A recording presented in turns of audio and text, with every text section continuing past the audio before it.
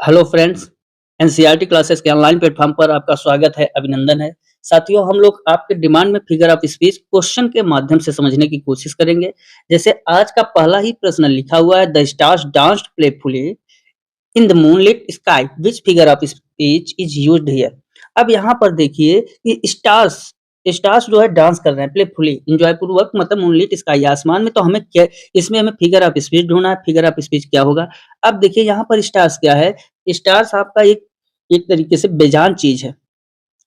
Stars बेजान है, मतलब निर्जीव, इसमें कोई जीव नहीं है। और हरकत कैसे कर रहा है? हरकत कर रहा है इंसान की तरह, मतलब डांस कर रहा है तो इसमें क्या है, इंसान की तरह हरकत कर रहा है ना। तो इस बेजान और हरकत इंसान की तरह, तो ऐसे ढंग में जो हमारा फिगर ऑफ स्पीच होता है उसको हम लोग कहते हैं, C option is the right answer, personification. अर्थात जब कोई निर्जीव चीज ऐसे इंसानों की तरह हरकत करे तो उसे ही हम लोग कहते हैं पर्सोनिफिकेशन। इंग्लिश में और हिंदी में मानवीकरण कहते हैं उसे। समझ में आ गया? आपको बस यही देखना है कि कोई निर्जीव वस्तु नेचुरल की वस्तु हो और हरकत कैसे करे, आपका इंसानों की तरह, तो वो पर्सनिफिकेशन होता है। Attributing human qualities to inanimate objects, तो ये किसके अंतर्गत आता है? आपका पर्सनी called as personification. Next question समझ में आ गया। नेक्स्ट आपका है, life is like a roller coaster, identify the figure of speech. देखिए, अब यहाँ पर देखिए लाइक आया है, कुछ कीवर्ड भी आपको देखने होंगे कि कीवर्ड। अब ये लाइक जो है दो कंडीशन में आता है। किसमें? या तो रूपक में आएगा, या तो सिमली में आएगा, या मेटाफोर में आएगा। लेकिन जो मेटाफोर में आता है वो जो है उसका मतलब होता है वो पूरी तरह से ढक लेना। यहाँ जो सिमली में आएगा तो वो किस ढंग में आएगा? सिमली में आएगा तो आपका कंपैरिजन मोड में आएगा, मतलब तुलना करने के ही कंडीशन में आएगा। क्योंकि डायरेक्ट कंपैरिजन होता है, यूजिंग हम कर सकते हैं किसका? लाइक का और एज का। तो हम लोग यहाँ से भी समझ सकते हैं कि डायरेक्ट कंपैरिजन लाइक वर्ड होगा, या फिर क्या होगा? एज। इस ढंग के जहां शब्द मिल जाएंगे वहां हम तुरंत किससे रिलेटेड क्वेश्चन करेंगे, वहां हमारा जो उत्तर होगा सिमली। कौन सा? सिमली। सिमली में डायरेक्ट कंपैरिजन होता है। क्या होता है? Direct comparison. और मेटाफोर में क्या होता है? मेटाफोर में इनडायरेक्ट हो जाता है। ये दोनों को ध्यान में देना पड़ेगा। तो आपका सिमली क्या है? आपका life is like a roller coaster, आपका सिमली का है। ध्यान दीजिएगा, जैसे लाइक एज आ जाएंगे तो हम सिमली लगा देंगे। लेकिन एक चीज देखिएगा कि वो जो लाइक आया है तुलना के कंडीशन, कंपैरिजन के तुलना कंडीशन से आया हुआ है, या फिर आपका सो पूरी तरीके से ढका हुआ इनडायरेक्ट कंपैरिजन की इक्वेटिंग के रूप में आया हुआ है, मतलब समानता के रूप में आया है।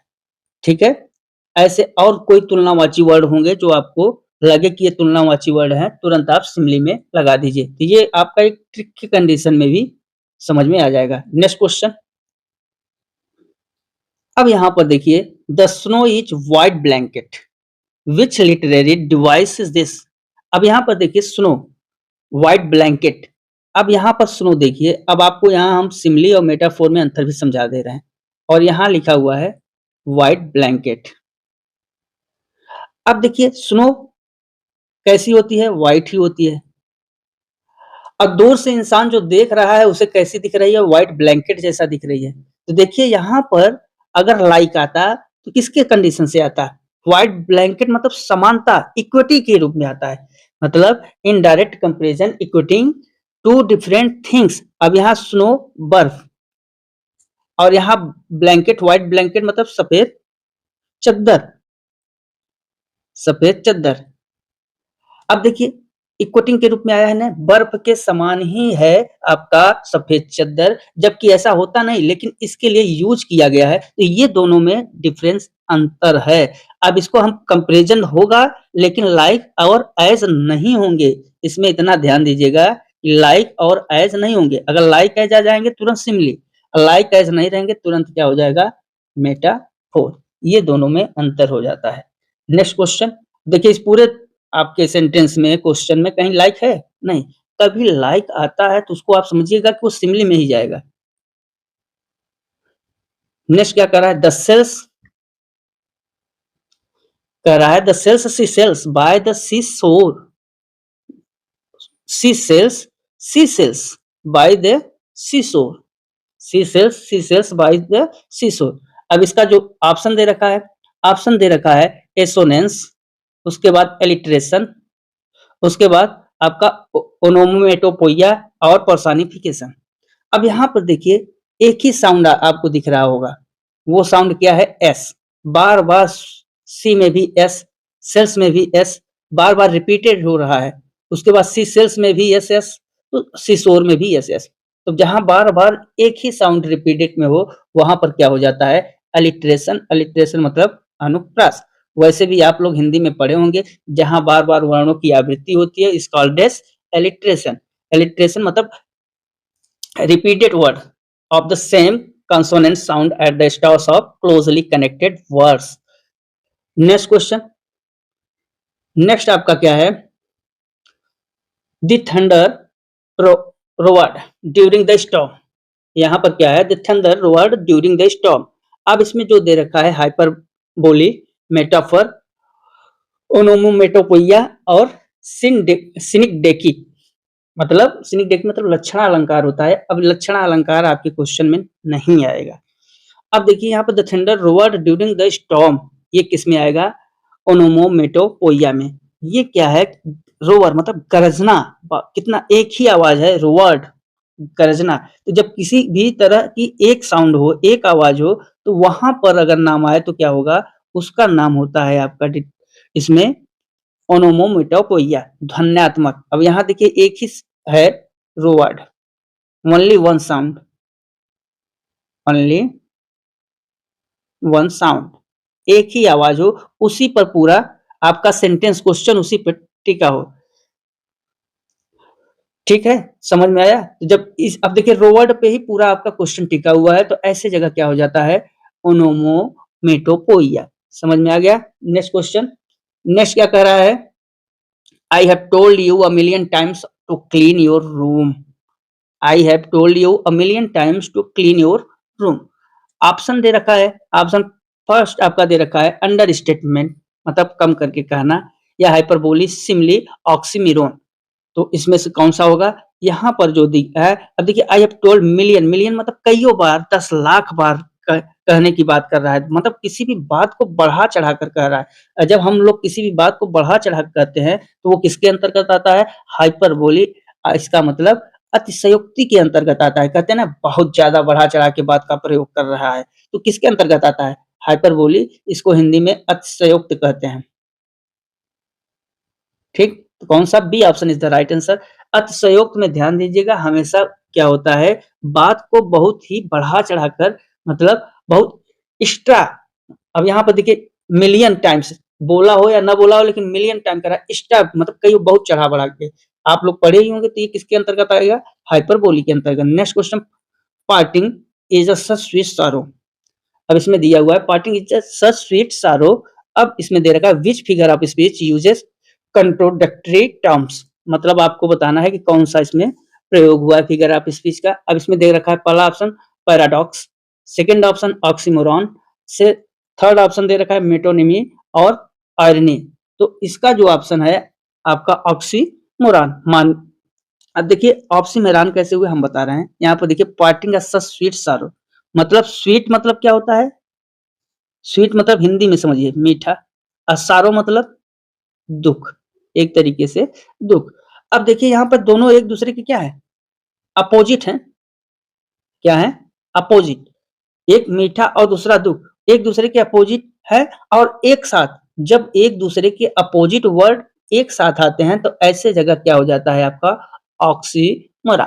क्या होता है? Oxymoron. B option is the right answer. समझ में आ गया? तो ये आपका ऑक्सीमोरॉन के अंतर्गत आ गया।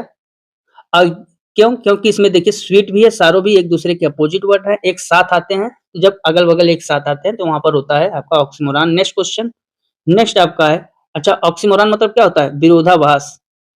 नेक्स्ट, अब यहाँ पर है the wind whispered secrets to the trees.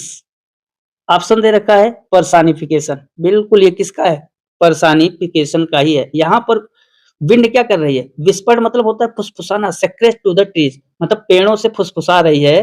कौन? हवा पेड़ों से फुसफुसा रही है, मतलब फुसफुसाना किसका कार्य होता है? फुसफुसाना आपका होता है, फुसफुसाना होता है मनुष्य, ह्यूमन बीइंग है, ह्यूमन नेचर, ये ह्यूमन नेचर है। और विंड क्या है? नेचुरल है। नेचुरल मतलब आपका नॉन लिविंग कंडीशन में है। तो आपकी ट्रिक क्या बनी? Non living plus human action, ACT, human nature action is called as personification. हमने पर्सनिफिकेशन के बारे में बताया भी है, इसके पहले भी क्वेश्चन पर्सनिफिकेशन से रिलेटेड था। आपको बस यही ध्यान देना है कि नॉन लिविंग कंडीशन की वस्तुएं हों और ह्यूमन एक्शन से related, as like a human action, तो वहां पे हमको क्या करना है? कौन सा? पर्सनिफिकेशन का ही लगाना है। कौन सा? A option is the right answer. Next question, he was a brave as a lion. यहाँ पर लिखा हुआ he was as brave as a lion, कौन सा? अब देखिए यहाँ पर क्या आ गया?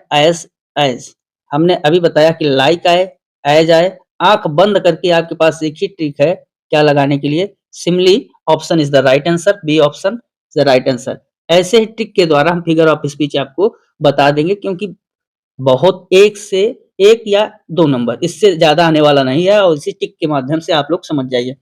अब यहाँ पर देखिए, O death where is the sting, यहाँ पर लिखा हुआ है where it the sting.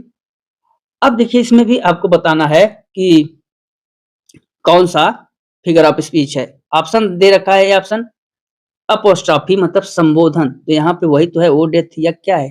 Apostrophe ही तो है, तो कौन सा? A option is the right answer. इसमें इसको तो आप साइन से भी पहचान सकते हैं, क्योंकि जब अपोस्ट्रॉफी होगा तो वहां उसका साइन जरूर लगा होगा। यहाँ देखिए ओ डेथ के बाद ही लगा हुआ साइन, तो किसमें आ जाएगा? A option is the right answer. Next question, next question क्या कह रहा है? The camel is the ship of the desert. अब देखिए यहाँ जो कैमल है वो शिप ऑफ द डेजर्ट मतलब रेगिस्तान का जहाज कहा जाता है। अब देखिए कैमल ऊंट की तुलना कर रहा है शिप ऑफ द डेजर्ट। अब यहाँ पर देखिए कंपैरिजन तो हो रहा है, बट वो कंपैरिजन किससे? उसमें लाइक या एज जैसे वर्ड नहीं है। तो हमने कहा था ना, जब इनडायरेक्टली कंपेरिजन होगा, कंपैरिजन होगा, तो वो किसमें आ जाएगा? मेटाफोर में। कौन सा? B option is the right answer. यही आपको समझना है। अब यहाँ कैमल को शिप ऑफ द डेजर्ट कहा जा रहा है, तो ये तुलना तो इनडायरेक्टली हो रही है ना। कैमल है शिप, रेगिस्तान का जहाज, बट लाइक या एज नहीं आया है, इसलिए यहाँ पर मेटाफोर हो जाएगा। कौन सा? B option is the right answer.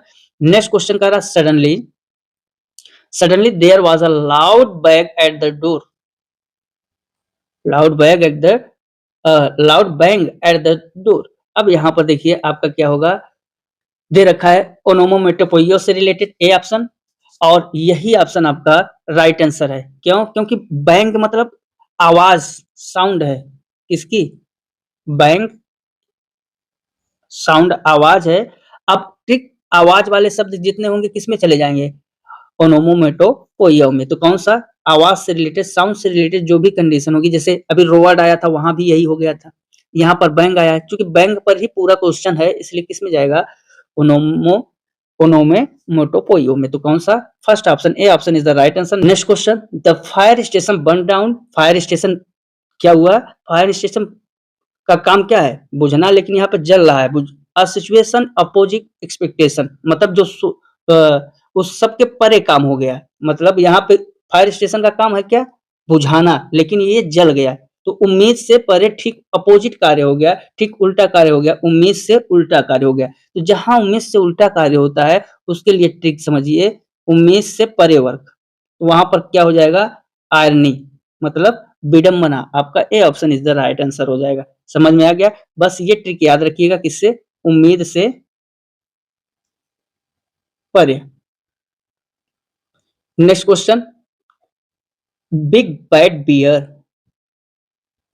अब यहाँ पर बी साउंड है, तो बी साउंड किसमें आता है? Repetition of the B sound. अब आपको पता ही है बार बार रिपीट हो रहा है बी साउंड, तो किसमें आएगा?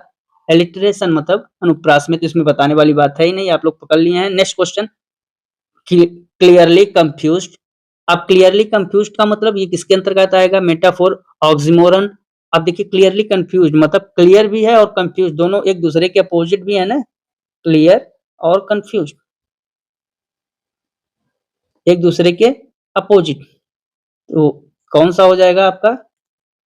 Oxymoron B option is the right answer. Two opposite words side by side रहेंगे, two opposite words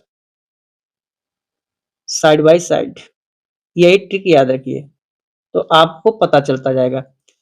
next question, the sky was full of dancing stars, फिर से आ गया वही, sky was full of dancing star. अब यहाँ पर देखिए डांसिंग करते हुए दिखाया गया है, मतलब इंसानी गुण में, इंसानी स्वर में डांस कर रहा है, तो कौन सा हो जाएगा आपका? First option is the right answer, personification, मतलब क्या natural plus human action is called as personification. Next question, man sells the wedding bells, repression of vowel sound. अब यहाँ पर देखिए वॉवेल साउंड, वॉवेल साउंड किसके अंतर्गत आता है? एसोनेंस के अंतर्गत आता है। वॉवेल साउंड का मतलब एसोनेंस, इसका बी ऑप्शन सही हो जाएगा। एलिट्रेशन होगा नहीं, कंसोनेंस होगा नहीं। यहाँ पर क्या है कि बीच के वॉवेल जो ए या यू साउंड हैं, इनका रिपीट हो रहा है, रिपीटेशन हो रहा है, तो ये किसके अंतर्गत आता है? एसोनेंस के अंतर्गत आता है। क्योंकि यहाँ पे देखिए मेन में ई, सेल में ई, उसके बाद वेटिंग में ई, बेल्स में ई, हर जगह ई साउंड क्या हो रहा है? रिपीट हो रहा है। तो रिपीटेड जहां साउंड स्वर होते हैं वहां पे एसोनेंस होता है। Next question, peace is, next question क्या कर रहा है? नेक्स्ट क्वेश्चन आपका कह रहा है peace is a fragile flower, fragile flower. अब यहाँ पर कह रहा है मेटाफोर, सिमली, पर्सोनिफिकेशन और एलिट्रेशन। अब देखिए पीस ऑफ फ्लावर मतलब फ्रेजिल फ्लावर। अब देखिए फ्रेजिल फ्लावर क्या होता है? जो पीस मतलब होती है शांति, और फ्रेजिल फ्लावर है तो उसी को क्या कहा गया है? फ्लावर कह दिया गया है। डायरेक्ट की जगह इनडायरेक्ट कंपैरिजन हो रहा है। क्या हो रहा है? Indirect comparison. ये किसके अंतर्गत आता है? ये आपका आता है मेटाफोर के अंतर्गत। कौन सा? A option is the right answer. Next question, next है वाई देम ओ ब्रॉलिंग लव, ओ लविंग हेट। फिर से देखिए, वाई देम ओ ब्रॉलिंग लव, ओ लविंग हेट। अब यहां पर देखिए लविंग और हेट, लविंग और हेट एक दूसरे के क्या है? Opposite, opposite. अपोजिट किसके अंतर्गत आते हैं? ऑक्सीमोरन के अंतर्गत आते हैं। मोरन कौन सा? विरोधाभास है ना, लविंग है और हेट है, दोनों एक दूसरे के विरोधाभास है। तो हमने ट्रिक ही आपको बताया हुआ है, अपोजिट वर्ड्स देखना है, अगल बगल अपोजिट वर्ड्स हो, ऑक्सीमोरन लगा देना है। तो कौन सा? A option is the right answer. Next question क्या कर रहा है? नेक्स्ट क्वेश्चन क्या कर रहा है? A pilot has a fear of Heights. अब यहाँ पर देखिए पायलट है, हाइट्स। अब सोचिए जो पायलट हवाई जहाज को उड़ा रहा है, ऊंचे आसमान में हवाई जहाज को उड़ा रहा है, वो डरता है, उसी को भय है। तो ये क्या है? एक प्रकार की विडंबना ही तो है। तो ये किस में आएगा? आयरनी के अंतर्गत आता है। B option is the right answer. क्यों ये आपके क्वेश्चन थे, आप लोग कमेंट में अपने स्कोर को जरूर बताइएगा। ये हमने ट्रिक के माध्यम से आपको कुछ फिगर ऑफ स्पीच के बारे में बताए हुए हैं। अगर नहीं समझ में आ रहा है तो हम लोग और हायर क्वेश्चन लेके, जो परीक्षा में आए हुए क्वेश्चन है उनको लेकर भी उपस्थित होंगे। आप लोग कमेंट में स्कोर को बताइएगा। ये मतलब मैंने आपको समझाने के लिए क्वेश्चन को संभावित कंडीशन में बना दिया है। इसको आप लोग प्रैक्टिस करिए और चैनल को सब्सक्राइब करना न भूलें। तो आज मित्रों बस इतना ही, मिलते हैं अगले वीडियो में। तब तक के लिए नमस्कार, जय हिंद, जय भारत, वंदे मातरम।